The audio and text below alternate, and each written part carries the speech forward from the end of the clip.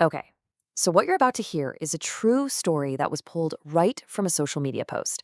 But honestly, it plays out like a straight up thriller. It is a chilling, real life reminder of how easily trust can be twisted and manipulated in the world we live in today. I mean, can you even imagine getting this text message? It's from an unknown number, and it arrives just 1 hour after a brand new friend leaves your house for the very first time. This single text is the terrifying climax to a story that unfolds in just 2 weeks.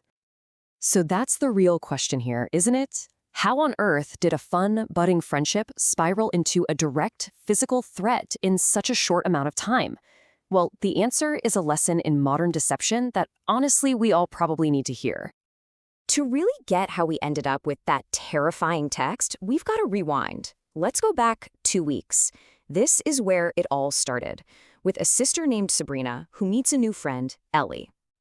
So Sabrina meets this girl, Ellie, at a house party, and apparently they hit it off instantly. We're not talking a slow burn here. This was 0 to 100. They became, and I'm quoting the source here, cool AF, like right away. Now, check out how incredibly fast this all moved. Day one, they meet. Within the first week, they are hanging out constantly. Shopping, movies, you name it. By week two, Ellie has already met the entire inner circle of friends. And then comes the big one. She gets invited into Sabrina's home, her personal sanctuary. That trust was built at lightning speed. But this whirlwind friendship had a really dark side, hiding just beneath the surface. And the first red flag, it popped up right there in Sabrina's own living room. So picture this. Everyone's just chilling at Sabrina's house, a place that's supposed to be totally safe, right?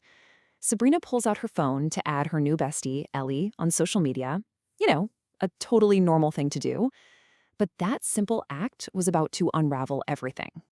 And this is where it gets weird. Sabrina searches for Ellie on Facebook. Nothing. She tries Instagram. Still nothing. So Ellie tries searching for Sabrina.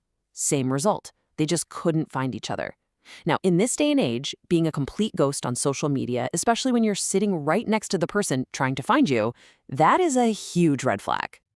And this right here illustrates the critical mistake. Sabrina just brushes it off. She figures it's some kind of technical glitch and, as she put it, didn't think anything of it. But this wasn't a glitch, not even close. It was a deliberate, calculated part of a much bigger, more sinister plan. Ellie couldn't be found because she was already hiding in plain sight. So shortly after Ellie leaves, that little red flag that Sabrina dismissed, yeah, it's about to be dwarfed by a blaring, full-on alarm.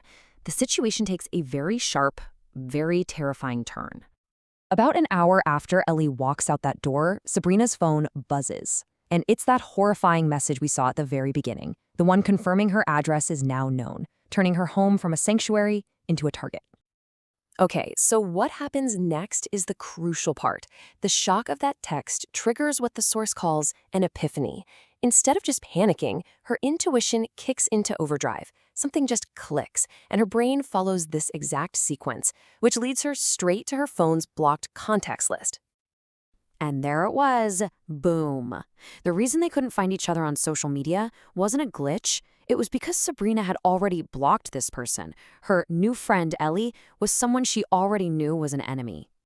The original post uses the term ops, which, if you don't know, is just slang for opposition or enemies. So, yeah, Sabrina had spent 2 weeks becoming best friends with and inviting into her home someone she had already identified as a threat a long time ago. So who was she? Turns out, Ellie was the new girlfriend of Darren, the father of Sabrina's child. And the reason she didn't recognize her, she'd never actually seen her in person before. The entire 2-week friendship was, in her words, a psychotic plan to get just one piece of information, her home address.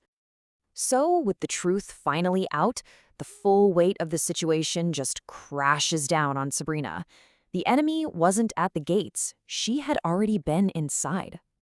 The source says she was sweating bullets, and you can just feel the cold dread in that phrase.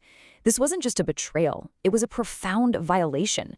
The one place in the entire world where she and her son were supposed to be safe, their home, had been infiltrated. The psychological impact of that, knowing you willingly invited a threat into your own sanctuary, it's truly terrifying to think about. So what can we all learn from this? This story isn't just online drama. It's a practical guide for all of us. First, trust your intuition. That little nagging feeling that something's off, listen to it. A non-existent digital footprint isn't just a quirk anymore. It can be a massive red flag. You gotta vet new people carefully. It's not about being paranoid. It's about being smart. And above all, protect your personal space. Your home is your sanctuary, not an open house for people you just met. And this whole thing leaves us with one final, pretty chilling question. This wasn't a spur-of-the-moment thing. It was a premeditated 2-week-long deception. It involved befriending an entire social circle just to get an address. What does that say about the person behind the plan and the potential danger they actually pose? We're just going to end with this simple, powerful warning from the original post. It's a reminder that in a world where we connect with people so fast, taking a moment to be cautious isn't paranoid. It's essential. For real, be careful out there.